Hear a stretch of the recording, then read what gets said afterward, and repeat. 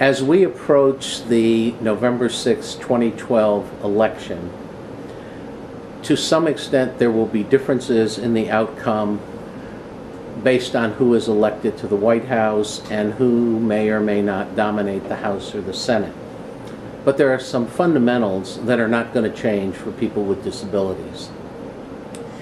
We have reached a point in our financial history at the federal level that the current expenditure pattern is not sustainable, even if there are increases in revenue rather than just taking it all out in cuts.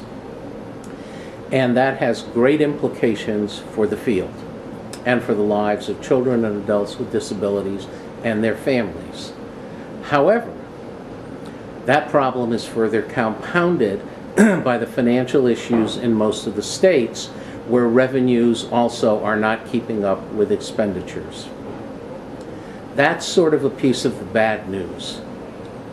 Some of the good news pieces are we have a Department of Justice Civil Rights Division today that takes full ownership of the Olmstead Supreme Court decision and Title II of the Americans with Disabilities Act, which clearly articulates for all settings and all services that public funds must be provided for services in the most integrated setting appropriate for the individual with a disability. And recently, the Department of Justice has begun to apply this to rehabilitation and sheltered workshops. It is no longer just about institution versus group home. And that's clearly, the statute is broad. The regulation that I just cited, written by the Department of Justice in 1991, is also very broad. It covers all publicly funded services and supports. Where that becomes more good news is when we line that up with increasingly evidence-based best practice and what makes sense for people with disabilities regarding their lives, starting in early childhood all the way to adulthood.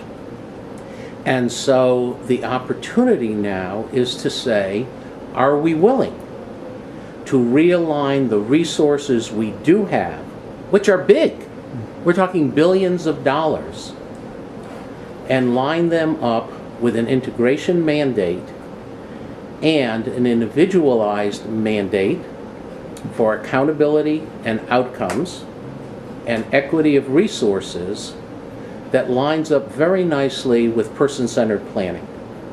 One person at a time, tied to value-based goals and outcomes. So let's back up. Let's look at the big federal picture. And people have said to me, well, if Obama's reelected, Medicaid is safe. The facts do not confirm that. During the 2011 budget negotiations, the Obama administration had 3 different proposals on the table to reduce the federal Medicaid expenditures. Not to do a block grant, not to do some of the other things that other candidates are proposing, but I suggest Medicaid is on the table next February and March, regardless of the outcome of the election. States will get less in the out years. That's going to happen, and that is even avowed by some of the most liberal budget houses in Washington, D.C.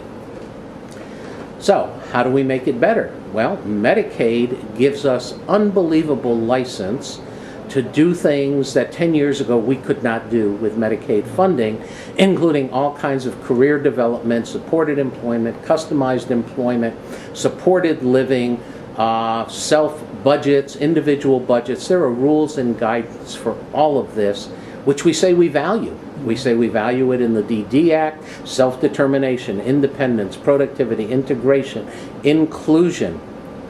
That means you're in control. An individual budget gives you control. Secondly, the ADA says the goals are equality of opportunity, independent living, economic self-sufficiency, and full participation. Are those words real, or are they going to be hollow promises? We now have the opportunity to suit the actions to the words and really deliver what we said we believe in. And if so, that means giving up the sacred cows. and not circling the wagons to maintain the day hab centers, the sheltered workshops, the licensed group homes, the segregated schools, the self-contained classrooms. We have data, and increasingly compelling data, that kids with disabilities who grow up with kids without disabilities are going to have a better life on both sides of the equation. We have a major national commitment to the core curriculum in this country, with caveats for kids with the most significant disabilities, and Connecticut is one of the states in the core curriculum demo, and the federal government has put a lot of money into this.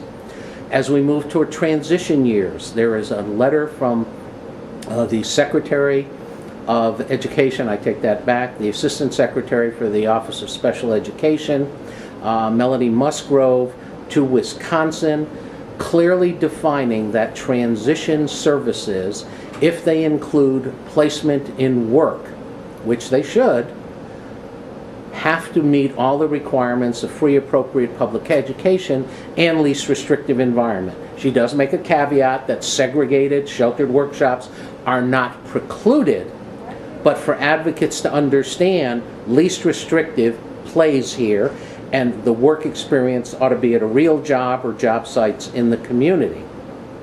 And then we have the opportunity to fulfill all the transition amendments of IDEA around employment or post-secondary education, independent living, functional community living. I've read it, it's statutory. I didn't write any of those. It doesn't say day hab is an outcome. It doesn't say sheltered work is an outcome. It doesn't say group home waiting list is an outcome, and it certainly doesn't say ICFDD is an outcome. So as a result, we have got to get clear, starting in early childhood, what are the goals? And I've said to others, if I were king for the day, in bold red letters at that first IFSP and then IEP, I want every strategy and every objective tied to independent living, economic productivity, and full citizenship. And I'm not a Pollyanna, not everybody's going to get there, but those goals are not negotiable for anyone.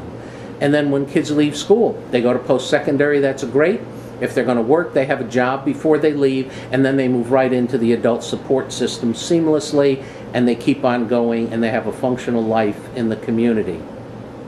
The message now must be return on the investment to the taxpayer, and right now the data are terrible. The return is horrible, and it's expensive for not much of anything. So it's time to seize this opportunity of finite resources, a clear mandate of civil rights, increased evidence of best practice for individuals with the most significant disabilities, and the foundations of our legal mandates, and say we have to reform, we have to modernize, we have to restructure, and we don't have a lot of time. If we pass this opportunity, my biggest concern is that within 5 years we will look back at this and say, what did we do wrong? Because then the dollars will be spread thin. We won't worry about waiting lists. Everybody will get a couple of crumbs, and we'll be back to a different kind of institution. We will have babysitting and daycare and domiciliary care, because we can't justify spending what we're spending today when the median household family income is $50,000 a year, and we have people on average in the state of Connecticut, New York, and others where the expenditure is $150,000 to $200,000 a year and no outcomes. So this is the moment. We have to realign the resources with the values, the priorities, the goals, and the evidence, and move forward in the rest of this 21st century to say we are going to be sure that people have meaningful lives, that they have greater control over their own lives, that they use resources effectively and efficiently, and in the long run we know we're going to need less money and people will be better off. Thank you very much.